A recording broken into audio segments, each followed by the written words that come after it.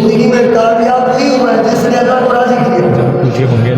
باقی یہ دنیا کا مال دنیا میں رہ جائے گا، یہ ساری دولت ہے، سارے مال یہ دنیا میں رہ جائیں گے. کوئی ساتھ لے کے نہیں جا رہا، ہر بندہ چھوڑ کے جا رہا ہے. صرف کفن نصیب ہوتا ہے، کفن ملتا ہے، بندہ کفن پہن کے جا رہا ہے اور کچھ بھی نہیں لے کے جا رہا. لیکن یاد رکھو اسی کفن میں اگر ہم اللہ کو راضی کر کے جا رہے ہوں گے نا، اللہ ہماری قبر کو ہمارے لیے جنت کا باغ بنا دے گا. تو بھائی دوستو یہ دنیا ہے، یہ کیا ہے؟ دنیا اس میں گزر جانا، گزر بھی نہیں ہے. ایک وقت آئے گا ہماری قبر ہوگی بس، اور کوئی نام و نشان نہیں ہوگا. یہ جو آج ہمیں جاننے والے ہیں، ہماری پہچان ہے، جن لوگوں کے ساتھ تعلق ہے، اٹھنا بیٹھنا ہے، یہ چھوڑ کے آ جائیں گے.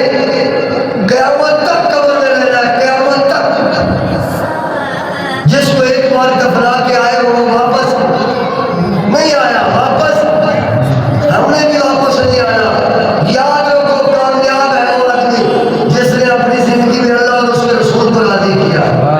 اور اللہ اور اس کے رسول صلی اللہ علیہ وسلم کو راضی کرنا کوئی مشکل بھی نہیں ہے.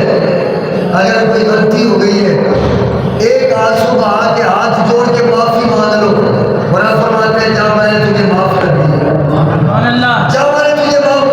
بس شرط یہ بندہ دل سے معافی مانگے، اس کے سامنے روئے اور اس کے سامنے ہاتھ جوڑ کر معافی مانگے. یا اللہ جو غلطی ہو گئی مجھے معاف کر دے، یا اللہ مجھ سے خطا ہو گئی مجھے معاف کر دے، یا اللہ میں بھول گیا تھا مجھے معاف کر دے. اللہ فرماتے ہیں تو ایک بار معافی مانگ میں تجھے 70 بار معاف کروں.